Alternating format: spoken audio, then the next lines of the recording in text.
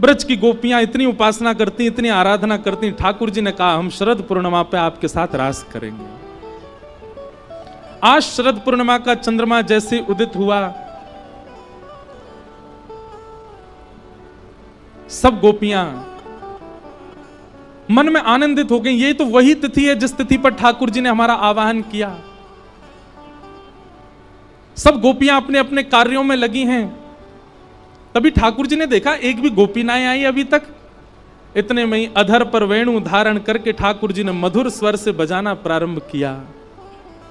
बाज उठी वंशी वृंदावन में। वंशी की धुन सुनकर के सब गोपियां, बंधुओं, सबको तो लग रहा है कि कन्हैया वंशी बजा रहे हैं, पर जिन जिन के चित्त में कृष्ण प्रीति, कृष्ण प्रेम है, उन सब गोपियों को लग रहा है कि कन्हैया हमें बुला रहे हैं। और वास्तव में वो धुन जो है वंशी की, वो गोपियों के कानों में जाके कहती, अरे गोपी तू अभी तक बैठी है, मैं तेरी प्रतीक्षा कर रहा हूं, जल्दी आ। बंधुओं, ऐसा आज भी होता है। कई लोगों को कथा केवल और केवल प्रवचन लगती है। कई लोगों को कथा केवल कथा लगती है, पर कई लोग कथा में आते हैं, उनको ऐसा लगता है श्री जी ने व्यास जी को हमारे लिए भेजा है, श्री जी ने इनको हमारे लिए भेजा है, और ये जो कुछ भी बता रहे हैं उससे हमको श्री कृष्ण मिलेंगे। वो कथा को प्रवचन के रूप में नहीं सुनते। उनके मन में भावना होती है कि ठाकुर जी की ही वाणी है, ठाकुर जी ने ही भेजा है, ठाकुर जी हमको बुलवा रहे हैं इनके माध्यम से। और जिसके चित्त में ये भावना आ जाए ना, समझ जाना वही गोपी है। बस अब रास उसके संग होने ही वाला है। उसका रास, उसका रस रास में परिवर्तित होने वाला है। ठाकुर जी ने वंशी बजाई, सब गोपियां दौड़ करके ठाकुर जी के पास पहुंच गई और सब जाकर के ठाकुर जी को वंदन करने लगी। स्वागतम वो महाभाग प्रियम किम करवाणि वा ब्रजस्यानामयं कश्चित् ब्रूतागमन कारणम।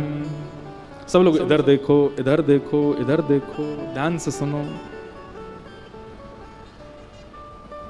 ठाकुर जी ने वंशी बजाना बंद किया। हजारों गोपियां सामने खड़ी हैं और गोपियों की स्थिति, कोई अपने कार्य छोड़ के आई है, कोई अपना श्रृंगार छोड़ के आई है, कोई अपने बालक को सोता छोड़ के आई है, कोई अपनी सास से लड़के आई है, कोई अपने पति को छोड़ के आ गई। सब भागी हैं। और ठाकुर जी के सन्मुख आने वाली गोपियों की आयु बोले 6 वर्ष से लेकर के और यशोदा मैया की उम्र तक की गोपियां हैं वहां पर। और सब ठाकुर जी को एक ही भाव से देख रही हैं, क्या? प्रियतम। सब प्रियतम के रूप में थे। और ठाकुर जी की आयु कितनी है? 7 वर्ष। ठाकुर जी 7.25 साल के हैं बस। और सब गोपियां प्रेम भर के देख रही हैं। ठाकुर जी ने कहा, आइए आइए आइए, स्वागतम स्वागतम, सब गोपियों का बहुत बहुत स्वागत। ब्रूतागमन कारणम, आप सब गोपियां इतनी रात को अपने पतियों को, बच्चों को, परिवार को, सबको छोड़ करके यहां इस घनघोर वन में क्यों आई हो? पराग जी ने हमसे कहा, महाराज जी हमारे घर आना आपको। मैंने कहा ठीक है, वैसे रह तो वहीं रहे हैं। वैसे एक एग्जाम्पल सुना रहा हूं। हाँ, मैंने कहा ठीक है आएंगे। कब आए? बोले रविवार को आना महाराज जी। मैं ठीक है। रविवार आ गया। अब सुबह से हम सोच रहे थे आज जाना है, पर समय तो उन्होंने बताया नहीं। इन्हीं का फोन आ गया। हमने नहीं, इन्हीं का फोन आया, महाराज जी आप शाम को 6 बजे आ जाना। ठीक है। पहले तो मिलकर के निमंत्रण दिया, उसके बाद फोन कर दिया। जैसे ही मैं 6 बजे पहुंचा तो अंदर जैसे ही मैं गया, इन्होंने आइए आइए महाराज जी, कैसे आना हुआ आपका? क्या होगा मेरे साथ उस समय? उस समय मेरी हृदय की स्थिति कैसी होगी? यही स्थिति हो रही है गोपियों की। पहले तो हमसे मिलके कहा कि शरद पूर्णिमा पे मिलेंगे, उसके बाद भी हम नहीं आ रही तो वंशी बजा के हमको बुला लिया। और जब हम आज सब छोड़ के आ गई, लोक लाज मर्याद सब छोड़ दिया हमने, बच्चों को छोड़ के आई, पतियों को छोड़ के आई, लोक लाज क्या कहेगी सब छोड़ के आई, और ये हमसे क्या कह रहे हैं? ब्रूतागमन कारणम। आप सबके इतनी रात में यहां आने का कारण जान सकता हूं मैं? ओ मैं समझ गया, चंद्रमा देखने आई हो आप, है ना? शरद पूर्णिमा का चंद्रमा देख लिया, चलो वापस जाओ, चलो अपने अपने। ए देख बूढ़ी बड़ी, तेरे दांत नहीं है फिर वो आ गई यहाँ पे। अरे तेरो तो बालक अभी कछु दिन आप पहले भयो ना, वहां को छोड़ के आ गई तू। सब गोपियों को संसार दिखा रहे हैं ठाकुर जी ताकि वो लौट जाएं। लेकिन गोपियां सब ठाकुर जी को क्रोध में भर के देख रही हैं। ठाकुर जी ने 10 श्लोकों में केवल पतिव्रता नारी का धर्म बताया कि जब पत्नी अपने पति का त्याग कर दे या अपने पति के अलावा किसी पुरुष का ध्यान कर ले तो कितना बड़ा पाप लगता है। ठाकुर जी 10 श्लोकों में यही बात समझा रहे हैं गोपियों को। और तुम सब, एक नेक से बालक 7.25 साल को हूं मैं और मुझे प्रियतम मान करके तुम सब अपने घर छोड़ के आ गई हो। कात्यायनी मैया पर मुझे पति रूप में मांगने के लिए रोज जाके हवन करती हो। शर्म नहीं आती तुम सबको? अपना पातिव्रत धर्म तोड़ दिया, भ्रष्ट कर दिया सब। गोपियां सुनती रहीं। जब 10 श्लोक बाद ठाकुर जी शांत हो गए तो गोपियां बोली अब हम बोलें? ठाकुर जी बोले हाँ बोलो। और गोपियों ने जो शब्द कहे हैं ना, पर ब्रह्म चक्कर में पड़ गया मैं। किससे पंगा लिया मैंने? इसको प्रणय गीत कहते हैं। गोपियां कह रही हैं मैवं विभोर्हति भवान गदितुं नृशंसं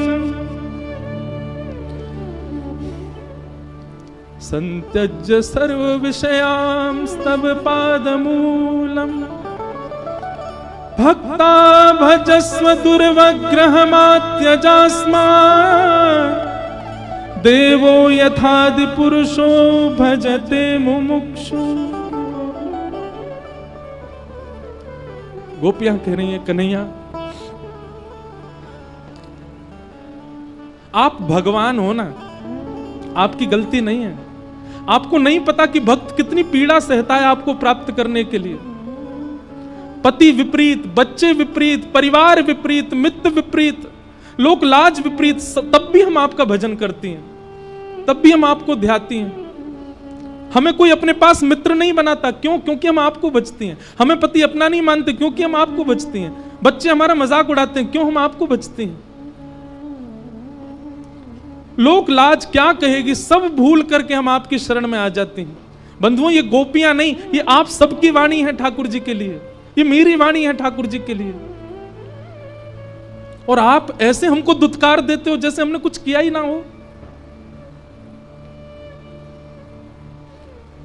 हमको आप व्यभिचारिणी मत समझो। गोपियां कह रही हैं हम व्यभिचारिणी कन्या नहीं है। हमको आप वैसी महिला मत समझो कि एक पुरुष होते हुए अन्यों का ध्यान करती हैं। हमारी वो प्रेम नहीं है ठाकुर जी आपसे।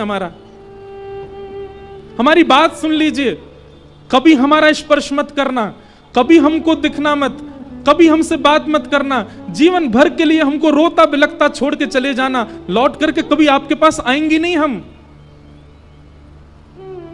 और याद रखना, जिस दिन आप छोड़ के जाएंगे ना ठाकुर जी, देखना कभी लौट करके हम आपके पास कभी नहीं आएंगे। लेकिन हमारा प्रेम ऐसा ही रहेगा, क्योंकि हमारा निस्वार्थ प्रेम है। आपसे कोई मिलने वाला प्रेम नहीं है, आपको स्पर्श करने वाला प्रेम नहीं है, आपको देखने की इच्छा नहीं है हमारी, बस प्रेम है। और क्यों है वो हम नहीं जानते। आप हमको व्यभिचारिणी मत समझो। और रही बात, आप कहती हो परिवार छोड़ के आ गई, बच्चे छोड़ के आ गए, ये छोड़, कौन कहता है गीता में सर्वधर्मान परित्यज्य माम एकम शरणम ब्रज? गर्जना करके बोलते हो आप, सब छोड़ के मेरी शरण में आ जाओ। और आज जब सब छोड़ के आ गई तो कह रहे हो क्यों आ गई हो? ऐसी डांट लगाई है गोपियों ने ठाकुर जी को। गोपियां कहती हम व्यभिचारिणी नहीं है, हमारा प्रेम स्पर्श का नहीं है, हमारा प्रेम देखने का नहीं है। हां, एक चीज है, बस आपसे एक बार सुनना चाहती हैं। क्या? जैसे हम आपसे प्रेम करते हैं, आप भी हमको प्रेम करते हो। बस इस बात सुनकर के हम पूरा जीवन निकाल देंगे। इसके बाद भले ही मत मिलना आप हमको। मन में यह विश्वास उत्पन्न हो जाए कि हम जितना आपको भजते हैं, जितना आपको ध्याते हैं, जितना आपको याद करते हैं, आपको हमारी याद आती है। बस ये बात हमको बता दो, पूरा जीवन इसी में ही निकाल देंगे हम, कभी मत मिलना हमको। और अंतिम श्लोक में गोपियां कहती हैं कन्हैया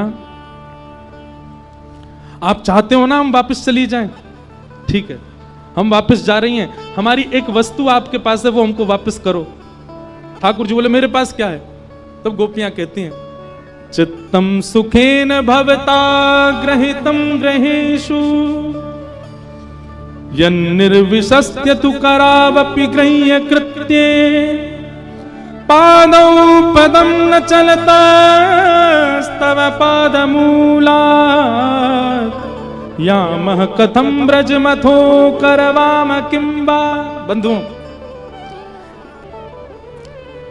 गोपियां कहती हैं हमारा मन आपके पास है, लाओ वापस करो उसको। हमारा मन क्यों चुराया आपने, उसको वापस करो। अब ये ऐसी बात है कि इसमें ठाकुर जी कुछ कर नहीं सकते। गोपियां कहती हैं कुछ भी खाएं, कुछ भी पिएं, कहीं भी जाएं, सब जगह मन कहां है तुम्हारा, मन कहां है तुम्हारा। पति कहते हैं मन कहां है तुम्हारा, बच्चे कहते हैं मन कहां है। हम कैसे बताएं, मन तो कृष्ण के पास है, वापस करो।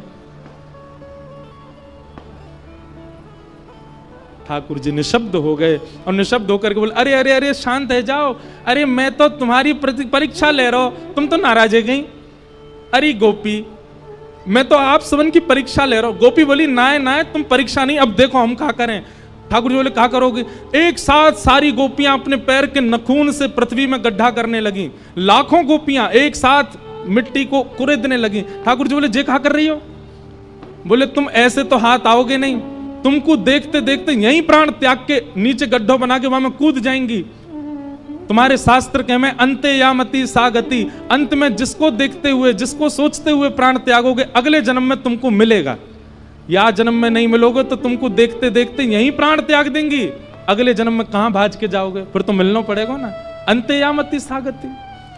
ठाकुर जी बोला अरे नहीं नहीं मैं तुम्हारे पाम पर हूं, ऐसा मत करो। अरे मैं आ गया, लो लो लो मैं आ गया तुम्हारे पास। और ठाकुर जी जामे कोई गोपी के गले में गलवैयां डालें, कोई गोपी के पाम पकड़ें, कोई गोपी को जल पिलामें, कोई गोपी को भोजन करामें, सब गोपीन के पास जा रहे हैं। इसी को कहते हैं रास। अब बात आती है नृत्य क्या है फिर। भाई ठाकुर जी तुम्हारे पास आ जाएं, तुम नाचोगे नहीं।